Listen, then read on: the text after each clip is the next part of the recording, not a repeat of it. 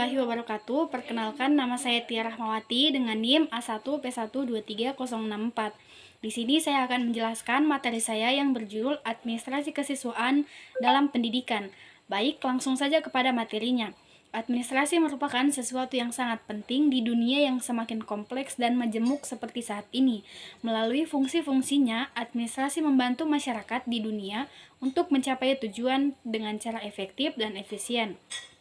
Fungsi-fungsi administrasi mulai dari planning, organizing, directing, accounting, dan controlling merupakan kesatuan yang tidak dapat dipisahkan satu sama lain, sehingga keterkaitan antar fungsi tersebut memudahkan seseorang pemimpin atau leader untuk menyusun dan mencapai tujuannya secara maksimal. Selanjutnya yaitu tujuan. Adapun tujuan dalam materi saya yaitu yang pertama, apakah yang dimaksud dengan administrasi kesiswaan?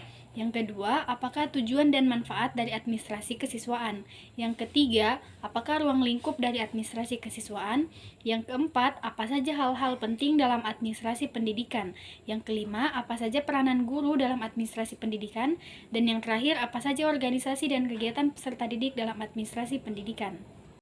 Kemudian kita masuk pada pembahasan yang pertama, yaitu pengertian administrasi siswa. Secara etimologis, perkataan administrasi berasal dari bahasa Latin, ad administrate, yang berarti melayani atau to service. Sedangkan dari bahasa Inggris adalah administration, yang berarti untuk mengatur dan mengarahkan, sehingga administrasi dapat dimaknai sebagai kegiatan untuk melayani, membantu, mengatur, dan mengarahkan untuk mencapai tujuan tertentu. Menurut Dr. Andus Ngalin Purwanto, administrasi adalah suatu proses dari semua kegiatan bersama dengan memanfaatkan semua fasilitas yang tersedia, baik secara material, personal, maupun spiritual, dalam usaha mencapai suatu tujuan bersama secara efektif dan efisien. Mr. Gafar membagi administrasi kesiswaan pada 3 bidang, yaitu yang pertama, Papil Inventory adalah gambaran data siswa yang ada dalam lembaga sekolah untuk mengetahui keadaan-keadaan siswa yang akan masuk sekolah dan juga untuk mengetahui pertumbuhan jumlah penduduk terutama pada usia anak sekolah. Yang kedua ada Papil Accounting, adalah data mengenai keterangan perilaku siswa di sekolah, terutama masalah absensi, seperti mengapa siswa terlambat masuk sekolah atau mengapa siswa tidak sekolah. Masalah ini guru harus mengetahui penyebabnya sehingga dapat membantu menyelesaikan masalah-masalah tersebut. Dan yang ketiga ada Papil Personal Service, adalah pelayanan dan usaha-usaha sekolah untuk mengembangkan prestasi siswa. Pelayanan tersebut berupa bimbingan konseling, yaitu dengan memberikan penyuluhan-penyuluhan kepada siswa sehingga para siswa sadar tentang potensi bakat minatnya, kemampuannya, dan dengan kesadarannya sendiri dapat mengaplikasikan pelajaran yang telah diajarkan ke dalam kehidupannya sehari-hari. Lanjut pada pembahasan yang kedua, yaitu tujuan dan manfaat dari administrasi kesiswaan. Yang pertama, melakukan pencatatan murid semenjak dari proses penerimaan sampai saat murid meninggalkan sekolah karena sudah tamat mengikuti pendidikan pada sekolah itu, serta menunjang proses pembelajaran sehingga lancar, teratur, dan memberikan kontribusi pada tujuan pendidikan.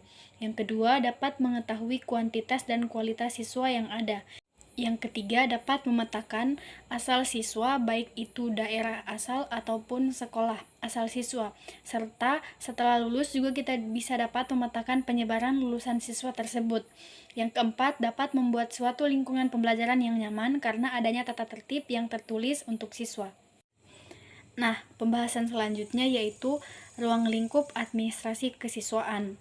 Kegiatan-kegiatan yang dimaksud adalah sebagai berikut. Yang pertama, penerimaan peserta didik. Yang kedua, kriteria penerimaan peserta didik, prosedur penerimaan peserta didik, pendaftaran peserta didik baru, seleksi peserta didik baru, penentuan peserta didik yang diterima, kemudian pengumuman dan registrasi peserta didik yang akan diterima, pencatatan peserta didik, pengelompokan peserta didik, orientasi peserta didik, tata tertib peserta didik, dan evaluasi peserta didik.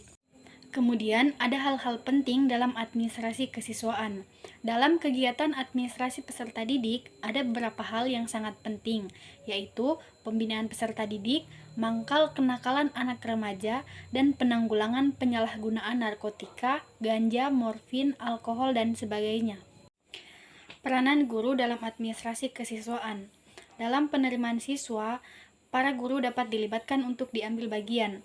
Di antara mereka dapat ditunjuk menjadi panitia penerimaan yang dapat melaksanakan tugas-tugas teknis, mulai dari pencatatan penerimaan sampai dengan pelaporan pelaksanaan tugas.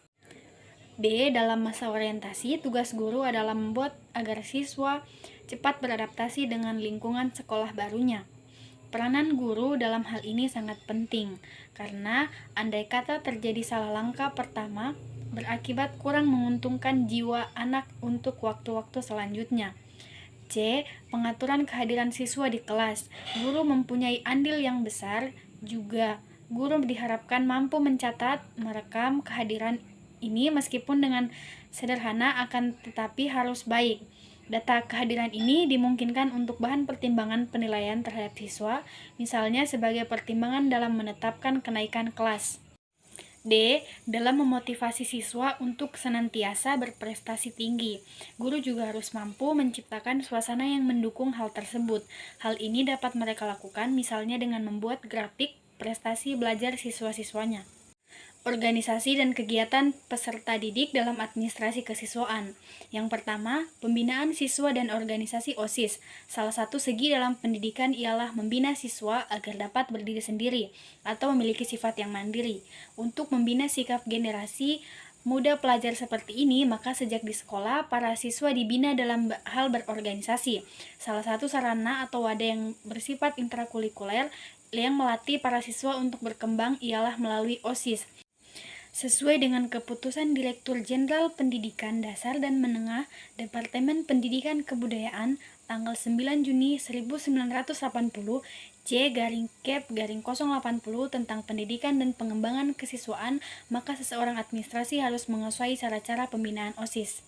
Yang kedua, kegiatan intra, KO dan ekstrakurikuler.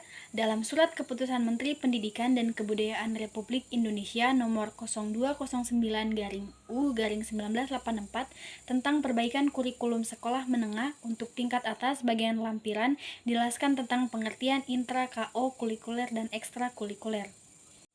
Adapun kesimpulan dari materi ini adalah administrasi kesiswaan adalah merupakan satu penataan atau pengaturan segala aktivitas yang berkaitan dengan siswa, yaitu mulai dari masuknya siswa sampai dengan keluarnya siswa tersebut dari sekolah atau lembaga.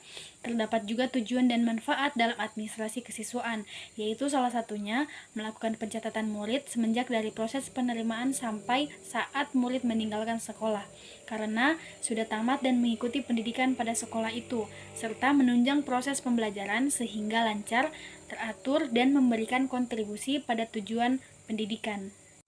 Sekian pemaparan materi dari saya tutup dengan ucapan wabillahi taufiq wal hidayah. Wassalamualaikum warahmatullahi wabarakatuh.